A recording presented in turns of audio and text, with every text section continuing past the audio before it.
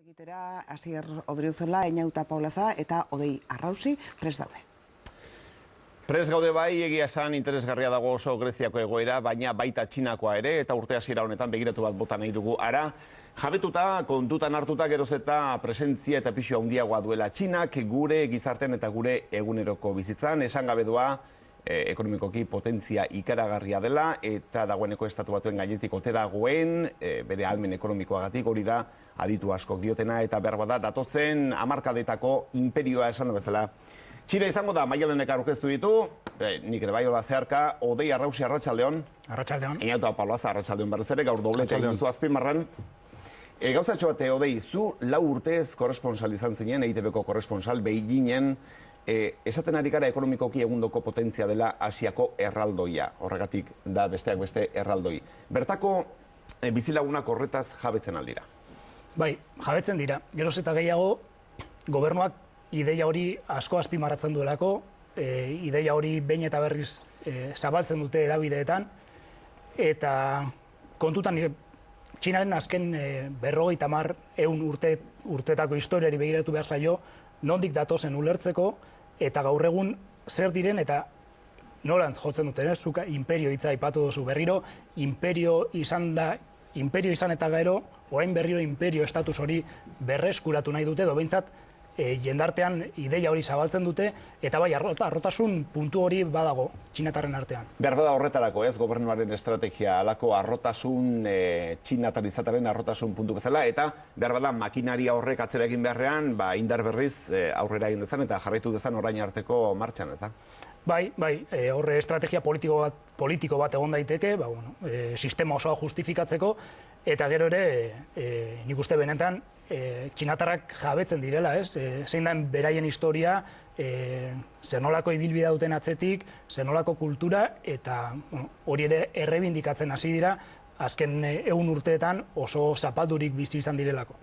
Txina potentzia izateko arlo ekonomikoan garbi dago txinatarrek lana egin behar izan dutela eta lana egin beharko dutela ondoko urteetan ere. Zein da Odei zuk ikusi duzunaren arabera txinatar baten jarrera lanarekiko? Ze hemen dugun errezeloa edo ustea da lan egiten dutela eta ia beren bizitza osoa horretara dedikatzen dutela, hala da?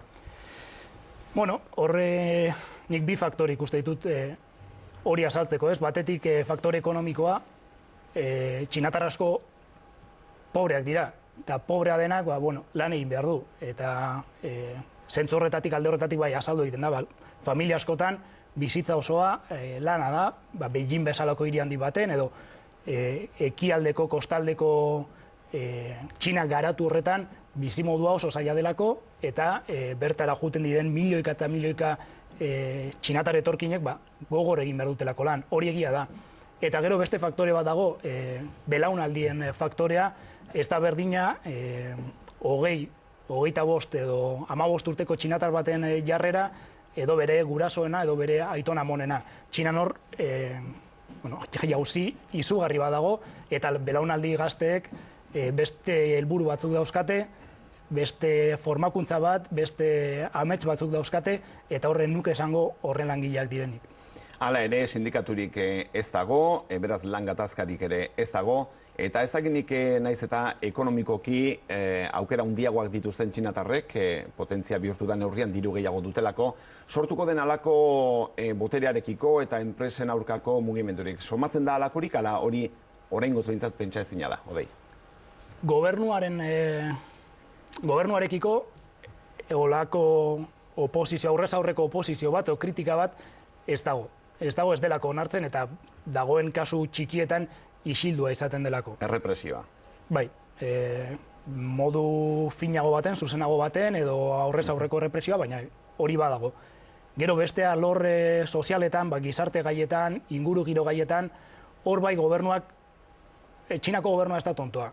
Badaki bere sistema oso zorrotza dela, tentsio asko sortzen dituela horrelako sistema batek, baina ihesbide batzuk ematen ditu. Eta hain zuzen inguru giroarekin hor kritika onartzen du, batez ere tokiko gobernu lokalen aurkako kritikak direnean, hor kritikak onartzen ditu, eta txinatarrak hasi dira, euren ikuspegia ere errebindikatzen, hainbat proiektu industrial edo gelditzean, eta hor dago kritika eta egoneza hori asaltzeko bideak badaude.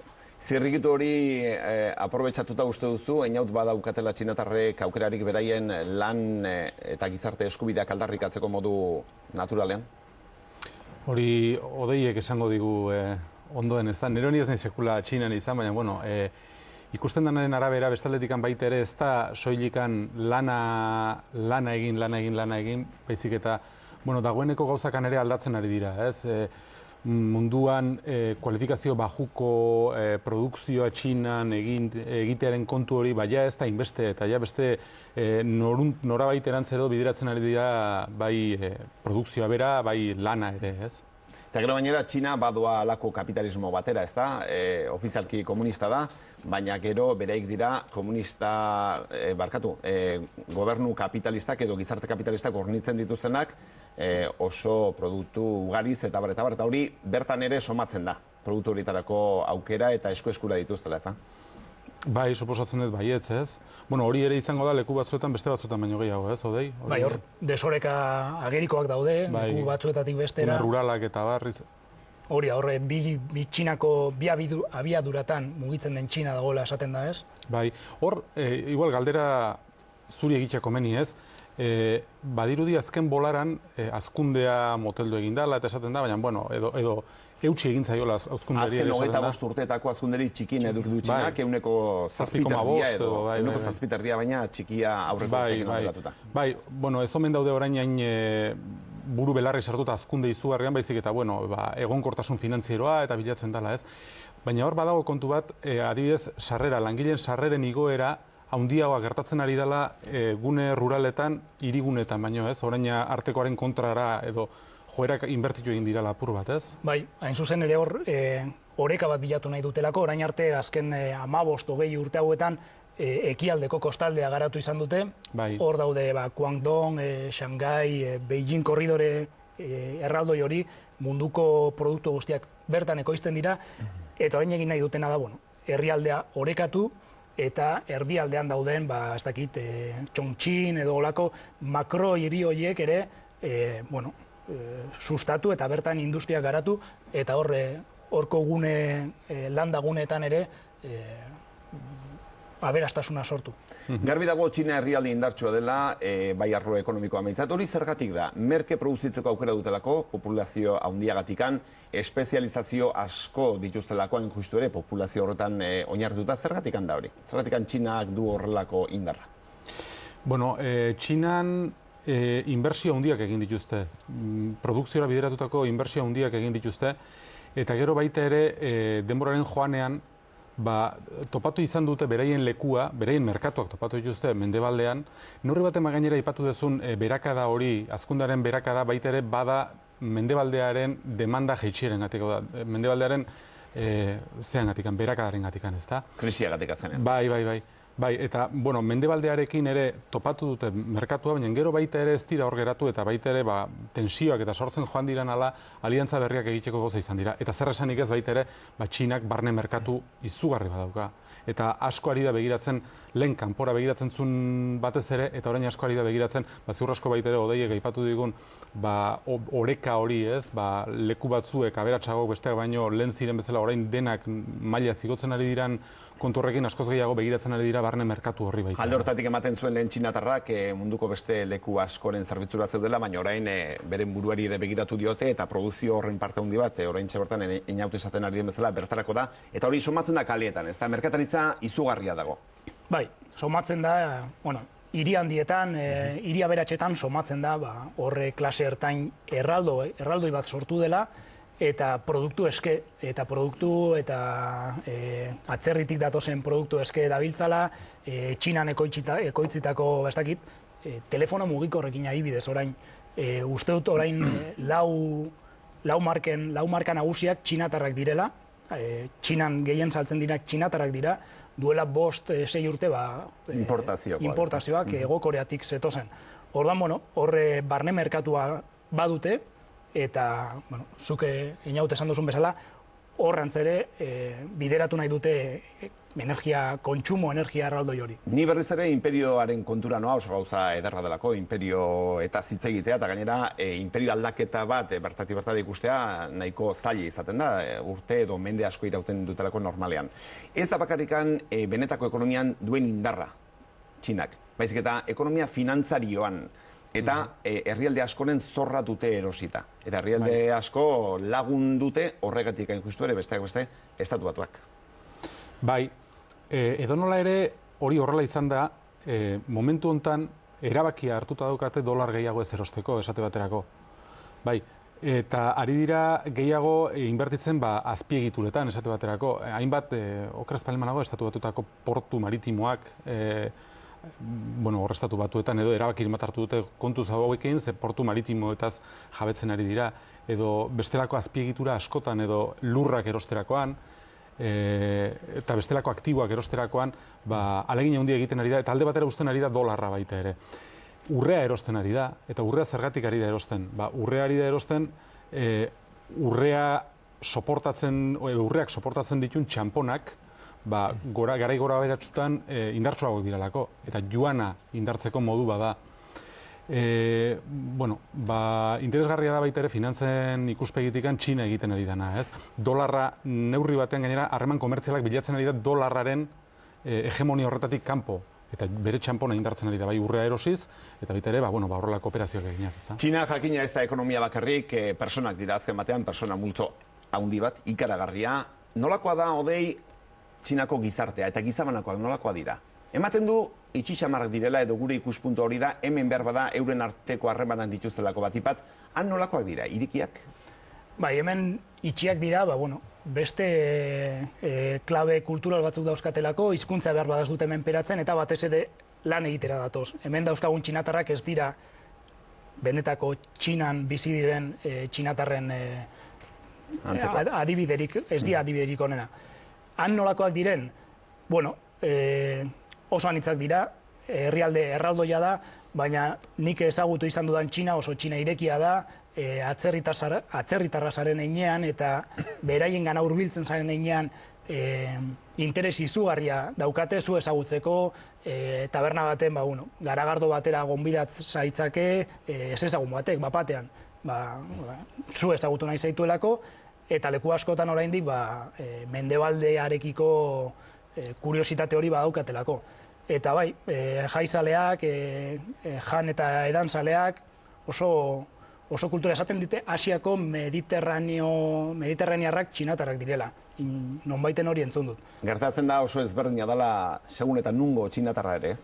Bai, gutxiengo etniko asko dituzte eta ez dauka zerikusirik, guk jan txinatarrak ezagutzen ditugu, baina Txina iparraldean bizi den txinatar bat, edo Vietnametik gertu bizi den txinatar bat, ez dia gauza berdina. Hori gizabanakoak aintzat hartuta, eta taldean nolakoa dira, nolakoa da gizartea?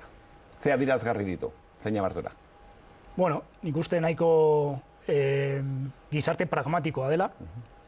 Horre euki dute, lehen komentatzen genuena ez, azken 100 urtetako historia oso gogorra izan dute, eta behar bada, zailtasun horien poderioz, eta horre filosofia konfusionista eta beste faktore batzuk tarteko, agintea asko errespetatzen dute, hierarkia asko errespetatzen dute, eta nahiko pragmatikoak dira, lege batzuk egon daitezke, arau batzuk, horiek beti errespetatuko dituzte, baina beste itzulinguru batzuk egingo dituzte behar duten hori lortzeko. Oraindik orain irakurri dut txokolatea jaten hasi direla txinarrak, eta dardar batean dira munduan kakao produkzioa ez duten nahikoa izango hemendik urte batzutara munduko eskaerari aurre egiteko, txinatarrak txokolatea jaten hasi direlako. Einaute, Odei. Odei, ala da ikusi dituzu txokolatea jaten? Txokolatearekin, kafearekin, hamaika produkturekin gertatzen ari da, tango publizitateetan eta telebistetan nabarmentzen da ez, produktu berri horiek gure enpresak eta mendebaldeko enpresak hor sartu nahi dituzte, merkatua hor egongo delako. Eta bai, olako boom eroak ematen dira bapatean, kafetegi pilo bat, txokolate da denda pilo bat irekitzen dituzte, aste batetik bestera. Eta Txina kurpilo hortan sartzen denean, inaut esan darzela dardar batean leku askotan. Bai. Bueno, energiaren ikuspegitik, ez da, petroleo eskaria, bueno, Txinak energia defizita handia dauka, petrolearen dependentzia handia dauka, eta hor kokatzen da, momentu honetan, prezioa jetxidan arren, Errusiarekin adibidez daukan aliantza estrategikoa, ez? Garai gogorrak edo biziko ditu Europa eta Estatu Batuekin daukan... Venezuelarekin ere bai asko ez dela, ez? Baita ere, bai. Eta, baina ez da merkatu prezioetan mugitzen den harreman bat, baizik eta harreman estrategikoa da, urrunera begira di joana, eta hor ziur asko petrolea elementu bat gehiago da, eta garai gogorrak diranen Errusiarentzako petroleoaren bidez nolabaiteko laguntza emango dio Txinak, petrolea behar dulako, baina baita ere gehiago ordaintzeko kapaza izango dalako, eta aldiz, petrolea garestitzen denean, Errusiari tokatuko zaio balantza hori orekatzea, ez da. Eta Euskaldunak, amaitzen joateko Euskaldunak asko dira Txinan, lanera joandakoak, izan ere hemengo enpresa askok eta askokan iriki dute fabrikaren bat, bestela, inor ez delako, inor Txinan ez badago, azken urteotan. Bai, eta gainera nik esango nuke nahiko berandu gabiltzala. Multinazional handiak aspaldi daude hor, badauzkate euren hornitzaile sareak eraikiak, eta, bueno, euskal enpresa batzuk garaiz egin zuten saltoa, baina oain, bapatean krisia dela eta badirudi askok Txinara edo Asiara lehenengo aldiz begiratu dutela, han behin eta berriz enpresa munduan hori entzuten genuen, berandu da Txinara juteko. Txinan dagoeneko ez dagoena jaidu. Amaitu baino lehen galdera bat egin beharra daukat, oso interesgarria iruditzen zait Hongkoneko egoera, Txinak ura kontrolatu nahi du, Txinak arazoa du, oso ohituta daudelako Hongkonen demokraziara, eta liberean Hongkondarrek arazoa dute Txinak estutu nahi dietelako demokrazia hori. Zer gertatuko da hori? Bueno, zer gertatuko da, hemendik 2017 bitartean, hauteskundeak egin bitartean, eztabaida hori aldiro piztu eta itzaliko dela, hori da nik uste dudana, eta hauteskundeak pasatere behar bada Txinako politika beti izaten da puntu bateraino estutu, baina beste aukera batzuk ere emango ditu. Hor nik uste Hongkoneko gobernuarekin zerbait adostuko dutela, erdibideko irtenbide bat, baina azpiko eztabaida hori ez da hor amaituko, belaunaldi oso bat dagoelako hor beste ideia batzuekin. Beste ohitura batzuekin eta ideia batzuekin. Hori da, eta hori ez da aldatuko. Azken hausnarketatxoren bat? Bai, agian BRICSen Txinak betetzen duen funtzioa, ez da? Nola, kurioso da adibidez, momentu honetan Zetaren ibilbidea edo bere garaian,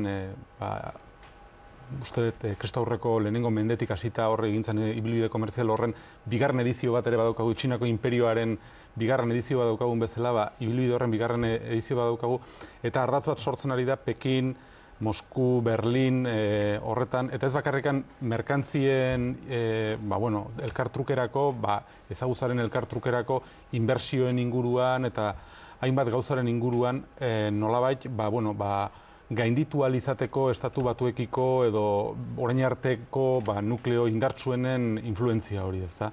Eta horrek, operazio diplomatiko oso importante bat aitzera ematen du. Eta esan da bezala oso garrantzitsua eta oso interesgarria garai hauek ezagutu alizatea, eta ala tokatu zaigu, gizaldi honetan bizigara eta privilegio hori dugu. Einaut, eskerrik asko, Odei eskerrik asko, Txina bertatik bertara hobeto ezagutzen lagundu diguzuelako, segion da, urren arte. Aio. Eta azpimarran aurrera egingo dugu musika.